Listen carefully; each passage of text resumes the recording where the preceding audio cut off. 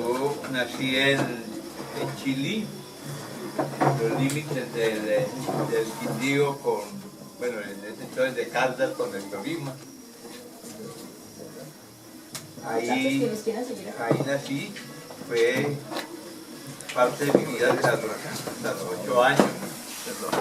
Ahí vivíamos en una finca que se llamaba El Porvenir, que después fue incorporada y fue entregada a los campesinos de la zona. Pero bueno, lo que queremos un poco es reflexionar sobre qué es este territorio. Le pido excusas a compañeros y compañeras que van a oírme una vez más diciendo lo mismo, pero hay unos que no lo han oído, entonces vamos a bregar a compartirlo, ¿no es cierto? Primero, este territorio tiene un gran valor que yo no sabía de él. Estuve en Temuco con los mapuches y cuando empezamos a hablar en una reunión que habían compañeros aymaras, habían compañeros de quichuas, y entonces empezamos a hablar de dónde éramos cada uno. Yo conté que yo había nacido en este filo de cordillera y ellos, para ellos fue maravilloso, pues, porque yo había nacido en un territorio que era el primer territorio que le había hecho la resistencia a los españoles. Era un pueblo, el pueblo Pijao, que se había levantado a luchar contra los españoles. Fueron los que resistieron más tiempo. Y que este territorio para la América era inmensamente valioso y que se llamaba Cacataima.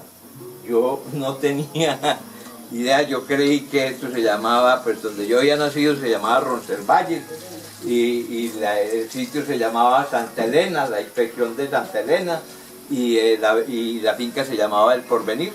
Eso era lo que yo sabía. No tenía idea que se llamara Cacataima y tampoco tenía idea de que todo este territorio tuviera ese gran valor a nivel de procesos de resistencia de los pueblos. Ahí lo aprendí, ahí supe entonces dónde había nacido y supe después del tiempo, he querido después del tiempo pues que muchas personas también vayan compartiendo eso, porque muchos no lo sabemos, ¿no? Muchos no lo sabemos. Hay en ese periodo de las escuelas campesinas de agroecología, los jóvenes campesinos de toda esta zona, y es donde ellos contaron la historia de este pedazo de tierra en lo que corresponde a Calarcá y a Córdoba, fundamentalmente. Entonces, en esa cartilla recogen lo fundamental al ubicar esta zona en la zona casi central de Cacataima y quienes eran como los líderes que jugaron un papel muy importante, y entonces ahí también recogen el papel de los Calarcáes, no de Calarcá, sino de los Calarcáes, porque Calarcá era el cerro que ahora llamamos el Alto del Oso, ese era Calarcá, el cerro Calarcá, y el cacique era el cacicazgo de ese cerro, el que habitaba ahí, pero no era una persona, sino al cacique por ejemplo, el último cacique de ese cerro fue Tuamo, que corresponde al nombre real del cacique, pero se llamaba el cacique de Calarcá, del cerro de Calarcá. Eso también para nosotros fue cambiar también una historia que la habíamos contado como que la resistencia de un señor muy valiente que era el cacique de Calarcá, y entonces siempre nos decía la contraparte que eso era mentira, y la forma de decirnos que era mentira era porque habían referencias del cacique como en 1554 y después en 1610 del cacique. Entonces toda la literatura aparecía como que si fuera casi, pues era inmortal, ¿no? El cacique, entonces que eso implicaba la negación de Calarcá. Cuando ellos, los muchachos, y trabajaron entonces a un señor que tiene un nombre de político, pero que es el viejo, el maestro Óscar Gómez, no el político, sino el viejo educador del Rufino J. Cuervo. Él escribió un texto que para nosotros nos parece muy valioso que lo tengamos. Si no lo tenemos, debemos procurar a ver ahora con los medios que se tienen cómo conocerlo, que se llama La Epopeya del Quindío. Y en ese texto de La Epopeya del Quindío, Gómez nos cuenta la historia de cómo los Calarcáes eran los caciques del cerro de Calarcá. Bueno, entonces el gran valor de este territorio donde estamos ahora está en que era un territorio que articulaba toda la zona de Cacataima, que empezaba entonces en el Ruiz y finalizaba en el Huila, pero a la vez que se daba una relación sobre el filo de la cordillera, y había un camino casi permanente que después, en la historia de las rebeliones de nosotros y de las luchas de nosotros, ese camino se volvió a usar y todavía históricamente puede que se use. Ese camino era muy importante, pero habían unos caminos que unían el valle del Cauca, del río Cauca, con el valle del río Magdalena, y muchos de esos caminos pasaban por este territorio de Cacataima. Unos de ellos permitían entonces que culturas como la cultura Ilama, como la cultura Calima, que estaban sobre el Pacífico, pudieran aparecer, por ejemplo, en la vereda Limones, en Roncesvalles. Ahí aparecen elementos de esa cultura, y hay piezas de la misma cultura Tumaco que aparecen en esa zona, lo que nos está indicando de que éramos un cruce de caminos muy valiosos, que nosotros muchas veces no los tenemos en cuenta, y no que vemos la existencia de los caminos, pero no pensamos el gran valor que tenía ese camino, que ya no solo era sobre el filo de la cordillera, sino incorporando las dos vertientes, la vertiente del Cauca y la vertiente del Magdalena. Eso tiene un gran valor desde el punto de vista cultural, porque los caminos de todas maneras eran los puntos de encuentro. Por el lado de nosotros, por acá, por este lado, pasa uno de los caminos más valiosos que tuvimos, que es el camino de la sal. Búrila es en Bugaragrande, y era un salado. Uno de los salados más importantes era Búrila. El otro salado era Coinzá, que ya son límites del Quindío, con Risaralda, y el otro salado era Consotá. Y esos tres salados se unían por intermedio de un camino que pasa por aquí, que pasa por Córdoba.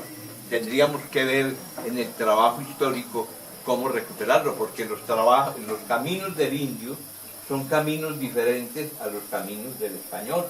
El camino del indio es un camino que se caracteriza porque es muy amplio, los metros pueden ser hasta de 20 metros de amplitud, pero la huella era la huella al caminar, porque no tenían bestias, ¿no es cierto?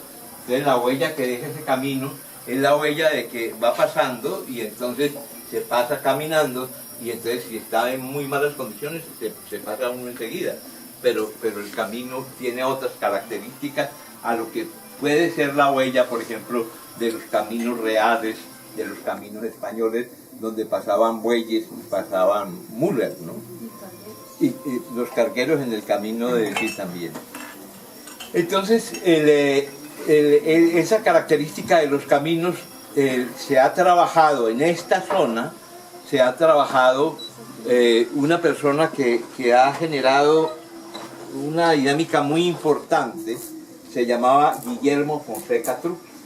Y Guillermo Fonseca Truque nos dejó de herencia un texto que yo creo que nosotros también, igual que ese que estoy hablando de Gómez, de Guillermo Fonseca Truque, ojalá que los muchachos desde la escuela se lo utilizaran. Se llama Los Nombres Originales. Los Nombres Originales.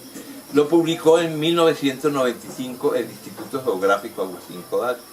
Y entonces, en esa publicación, ellos recogieron, el equipo que hizo esa publicación, recogió toda la cartografía que había en el pasado, a la llegada de los españoles, también con los españoles, ustedes saben bien, llegaron alemanes, llegó Federman, llegaban de todos los sitios, llegaba gente a ver qué era lo que había en América. Y todos ellos generaron cartas, mapas. Y entonces esos mapas estaban regados por Europa.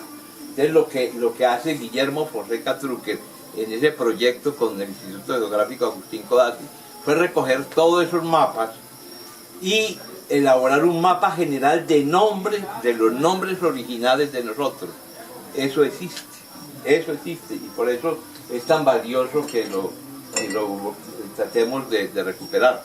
Entonces hicieron ese primer mapa y después recogieron todas las crónicas que habían también de todos, de españoles, de ingleses, de franceses, de todos los que pasaban, todas las crónicas, y recogieron los nombres que habían en esas crónicas y las montaron sobre ese mapa que era resumen. Entonces existe un mapa de toda esta zona, donde hagamos como un pequeño taller para ver ahí qué nombres teníamos, cuáles eran los nombres de los asentamientos. Por ejemplo, uno de los cacicalcos principales que había aquí donde estamos nosotros eran dos. El uno era el cacicalco de Belará y el otro era el cacicalco de Collará. Y Collará y Belará son los dos caciques más importantes después de Calarca o Calarcá. Entonces ellos estaban aquí en este territorio. Entonces lo que nosotros queremos en un momento determinado es que sepamos dónde estamos situados. Primero, desde el punto de vista histórico, fue un asentamiento que tuvo el mayor peso que tuvo en la historia de la América. Empieza a tenerse desde la resistencia de los pijaos. Mas, sin embargo, la cultura que llaman ellos de los pijaos fue una cultura relativamente nueva.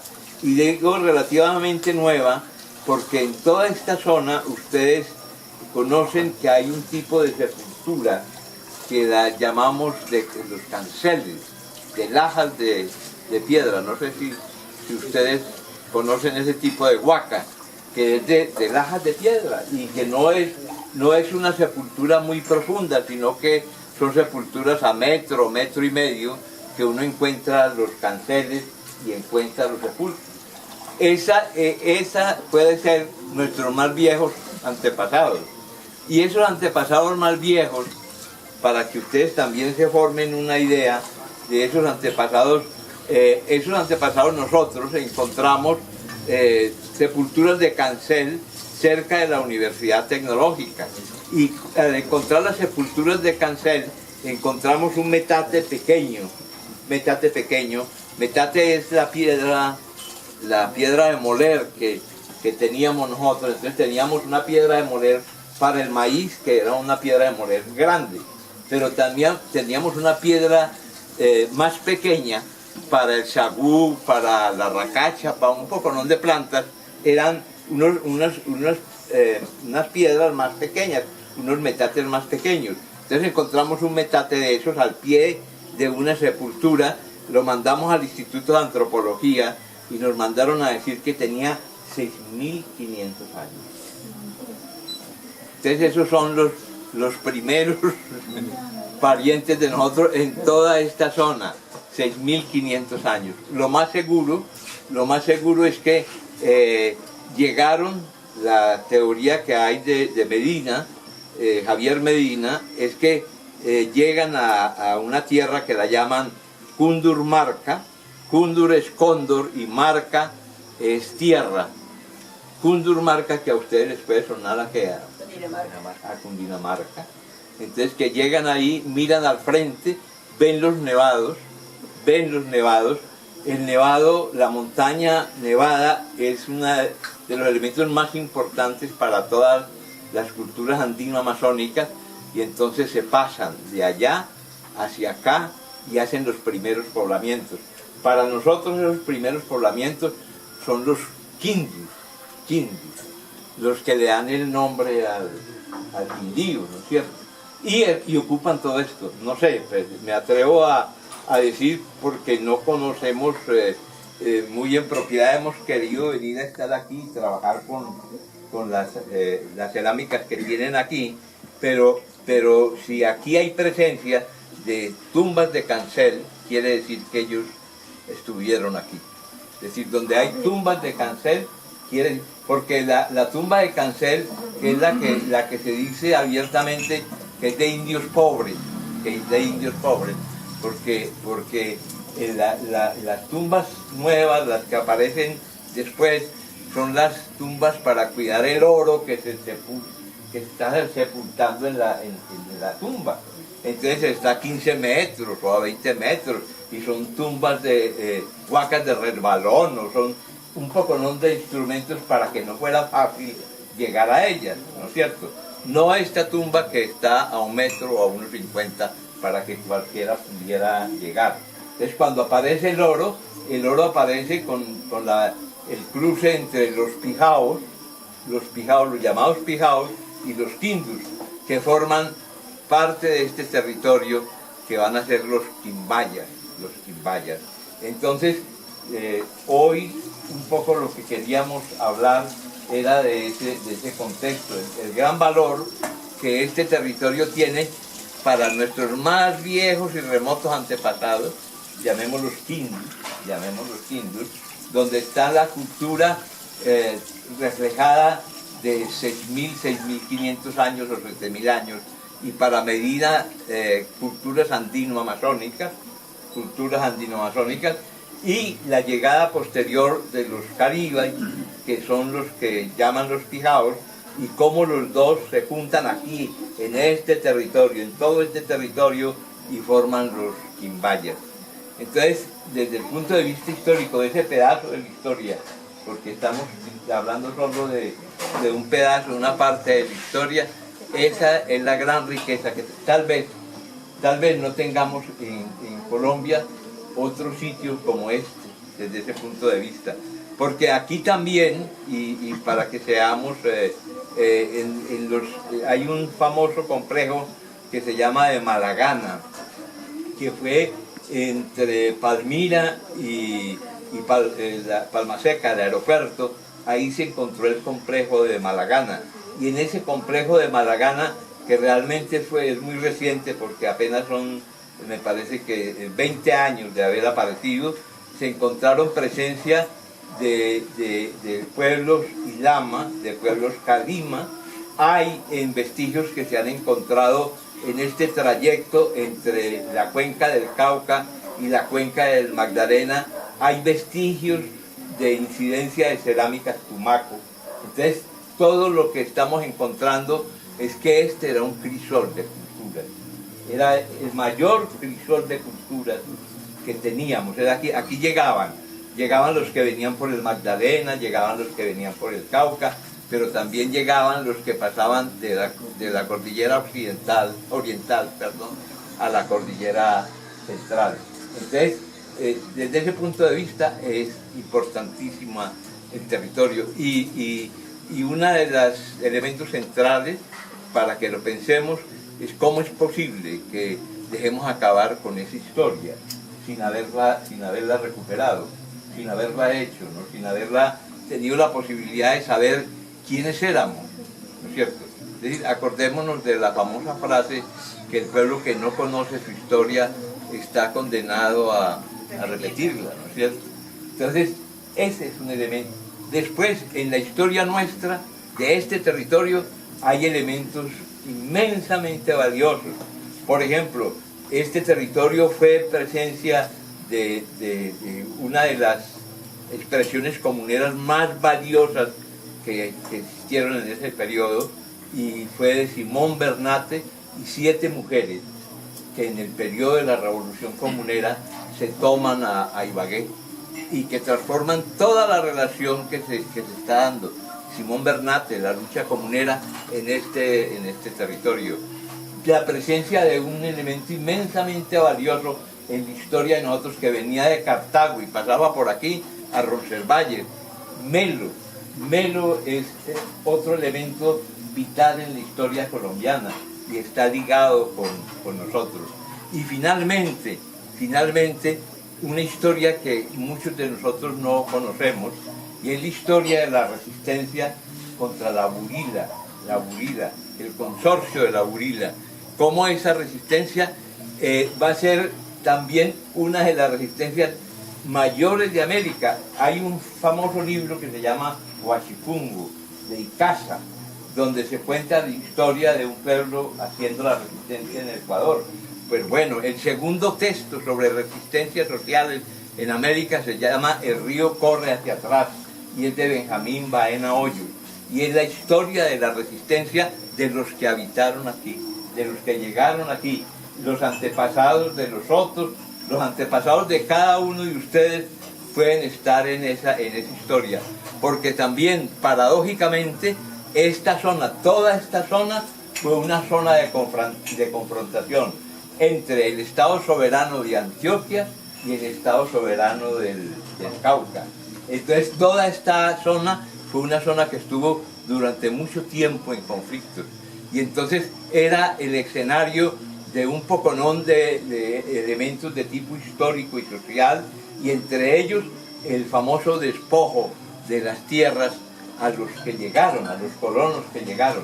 Ese despojo de las tierras que está tipificado en algo que ustedes tal vez lo ven en el monumento a los fundadores o en el escudo del Quindío, cuando ven el hacha sobre el tronco, y que dicen, la primera referencia es el ecocida, ¿no? El ecocida. Y resulta que fue esa lucha que está consignada en ese texto, que fue una lucha heroica. Llegaron a tener 200 colonos presos en Calarcá, y 2000 campesinos colonos de aquí se toman la cárcel de Calarcá y ponen en libertad a los 200 campesinos presos. Esa lucha, eso está consignado en ese texto, esa lucha heroica, que para nosotros tal vez no la conocemos, está reflejada en esa hacha y en ese tronco. Dice Benjamín Baena cómo cuando iba porque esto era, Rafael Reyes era parte de la compañía Burila, los Caicedos, Caicedonia se llama Caicedonia porque los Caicedos aspiraban que la capital de la Burila fuera una especie de capital de integración de Antioquia, Cauca y Bogotá. Entonces por eso construyen a Caicedonia, los Caicedos, borrando todo lo demás. Entonces dice Baena Hoyos cómo llegaban, pues ellos tenían el poder político, y llegaban a donde el campesino y le decían: ¿dónde tiene los títulos de esta tierra? Porque ellos habían comprado un instrumento desde la época de la presencia española, una cédula real, la habían comprado, y con eso estaban reclamando el territorio. Y entonces el campesino colono le decía: espérese un momentico, voy a traer el título, y se iba para el bajadero de leña, y traía el hacha y la venía limando. Y entonces decía: mire, este es mi título, con este yo he hecho esta finca y esta mejora, y con este título la voy a defender. Y ese es el hacha que está en el tronco. Eso tal vez no nos lo cuentan y no nos lo dicen. Y mire, aquí donde estamos por allá a 500 metros del sitio donde un lembo mató a Tigrero. En la quebrada, Dos Quebradas, allí, en la quebradita de allí, ahí un lembo mató a Tigrero, a Jesús María Ocampo. Un hombre inmenso, maravilloso, que todavía no sabemos quién fue. Fue el fundador de Anaime, fue el fundador de Cajamarca y fue el fundador de Armenia. Y fue el que logró hacer que toda esta zona fuera una zona de resistencia inmensa, que en 1910 el tribunal de Buga tuvo que reconocer que los descendientes, los que estaban aquí, eran los dueños de esta tierra. Esa es la historia que yo creo que se merece defenderla. Y ahí para acá cantidad de elementos que podemos reconstruir de qué es este territorio. Pero es un territorio que tiene en sus entrañas, recoge una de las más maravillosas historias que tiene Colombia, porque es una historia del crisol de culturas andinoamazónicas y caribes. Es una historia de resistencia en la época de los comuneros. Es una historia que va a manejar elementos nuevos, la nueva sociedad que se va a empezar a construir desde los procesos de colonización. El sitio donde mejor representada está esa historia y esa resistencia es aquí, en este territorio. El agua, todo lo demás que queramos tener en cuenta es valiosísimo, pero yo los convocaría a que defendamos lo que somos, a que tengamos la capacidad de construir nuestra historia, pues no dejarla como eso fue el pasado, ¿no? Acordémonos que sin uno saber qué ha sido, qué es, queda muy complicado saber qué puede ser. Les agradezco.